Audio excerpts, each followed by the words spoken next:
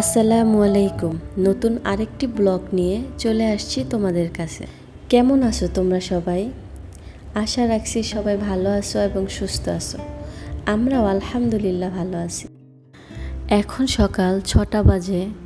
ঘুম ঘুম চোখ নিয়ে কাজ করতে চলে আসছি, বিকজ গতকাল রাতে ঘুমানোর সময় আলিফ বলছিল যে আম্মু আমি টিফিনে পুডিং নিয়ে যাব।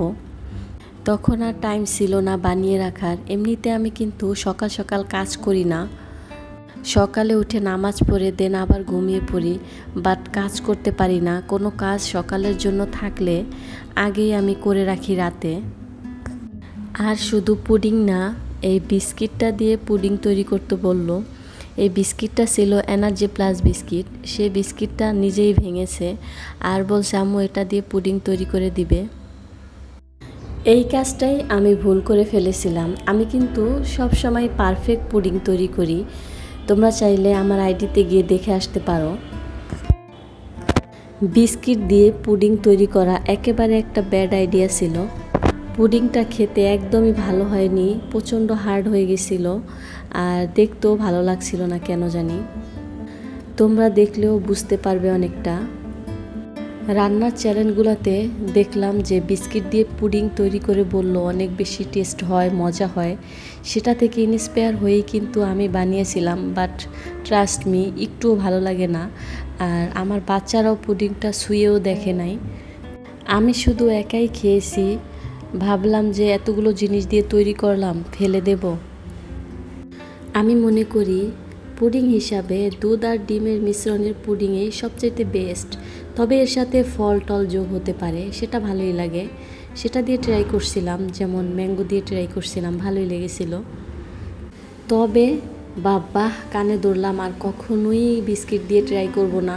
বাচ্চাদের জন্য এত শখ করে সকালে উঠে তৈরি করলাম, বাট আমার ছেলে খেতেই পারলো না।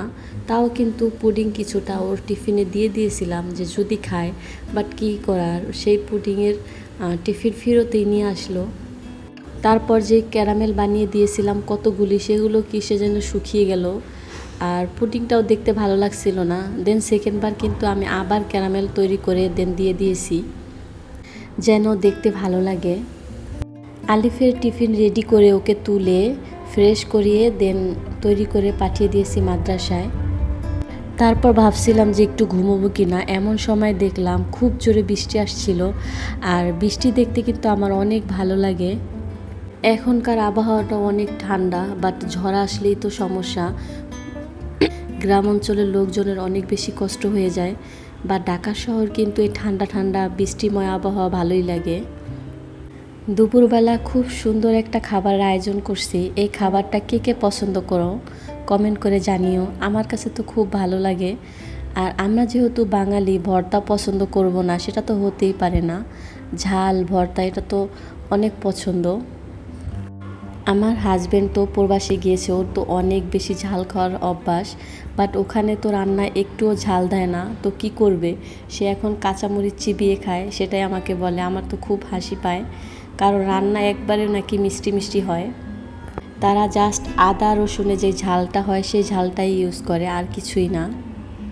আমার তো মনে হয় আমি একদমই খেতে পারতাম না, ঝাল ছাড়া কি কোনো কিছু হয়। তবে একটা কথা, আমি কিন্তু অতিরিক্ত ঝালও খেতে পারি না।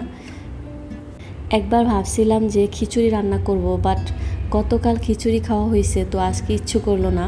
তো ভাবলাম ডিম ভাজি আর ডাল ভুনা করলাম আর 2টা আইটেম ভর্তা করলাম। আমি যেহেতু একাই খাবো, বাচ্চারা তো খেতে পারবে না, তো এত আইটেম করে তো লাভ নাই। আর তোমাদের তো আমি আগেই বলেছিলাম পাটায় বেটে ভর্তা আমি তৈরি করতে পারি না, তো হাতে তো এই 2-3 আইটেমই ভর্তা হয়, আর তো হয় না। আলিফ আর রোজাইনাকে ডিম ভেজে দেন ডাল ভুনা দিয়ে খাইয়েছি, আর আমার জন্যই ভর্তা তৈরি করছি আর কি। এখানে কিন্তু আমি কফি বানাচ্ছি। আমি সন্ধেবেলা কফি বানাচ্ছিলাম। আজকে তোমাদের সাথে খুব মজার একটা হাস্যকর নাস্তার আইডিয়া শেয়ার করব। তবে নাস্তাটা কিন্তু আমি একা খাবো না, এখানে ফ্রেন্ড আছে আর আমার ছোটো বোন আছে।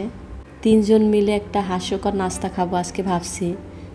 এই নাস্তাটা হয়তো বা আগে কখনোই খাও নাই। এই কফিটা বাংলাদেশি না, দেশের বাইরে থেকে আনা। আমার একটা ফ্রেন্ড এটা গিফট করছে, তার ভাই সিঙ্গাপুর থেকে এনেছিল। তাই ভাবলাম সবাই মিলে ট্রাই করে দেখি কেমন লাগে খেতে।